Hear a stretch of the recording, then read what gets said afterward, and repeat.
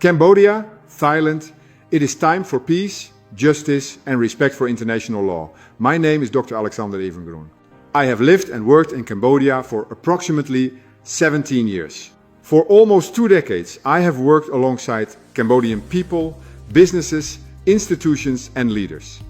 I have invested my time, my knowledge and my experience in supporting Cambodia's development, its economy and its future.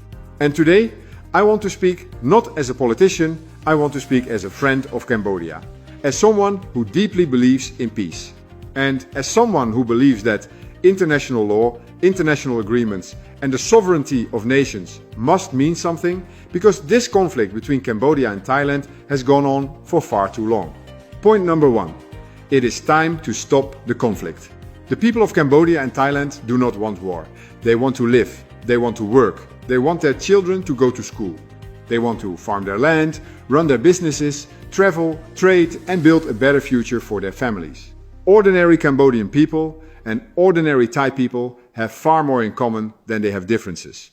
So let us not confuse the actions of governments with the feelings of ordinary people. The people want peace. Point number 2. Agreements must be respected. Cambodia and Thailand have entered into agreements and established bilateral mechanisms specifically designed to manage their border issues peacefully.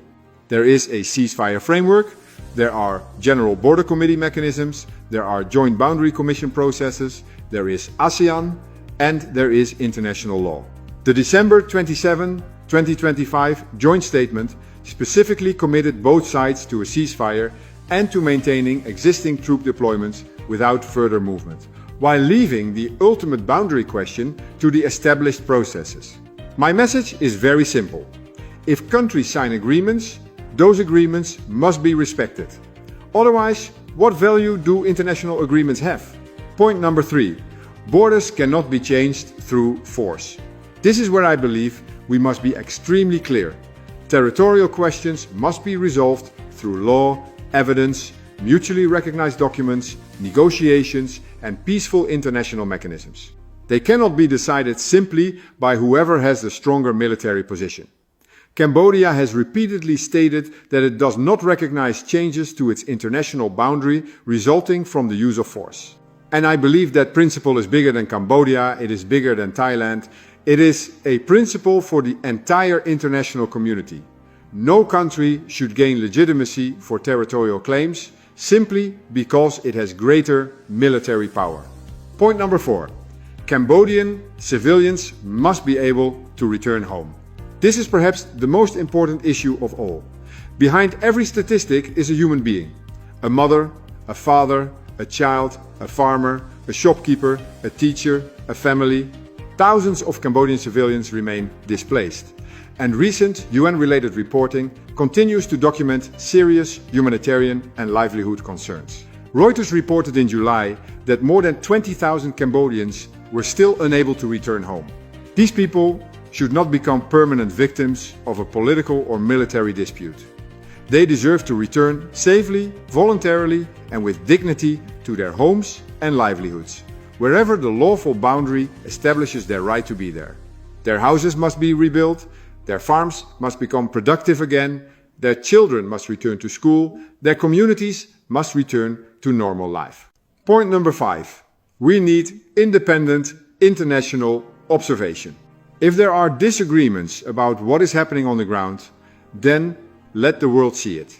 Let ASEAN observers work. Let international observers document developments. Let the Joint Boundary Commission work. Let technical experts examine the evidence. Let satellite imagery, historical maps, treaties, boundary records and independent documentation be examined. Transparency is not the enemy of peace. Transparency creates trust. And if both sides genuinely want peace, both sides should welcome credible verification. Point number 6. I call upon Thailand to choose diplomacy over escalation. I want to be very clear. I do not hate Thailand. I do not hate the Thai people. I respect the Thai people, Thai culture and Thailand as a nation. I understand that nations can disagree while their people can still respect one another.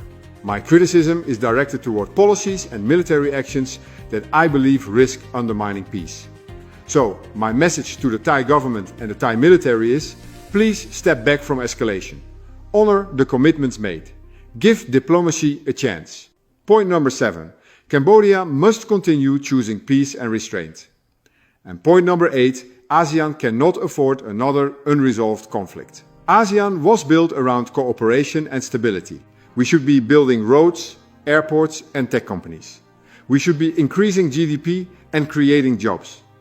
Instead, we are spending energy on a border conflict.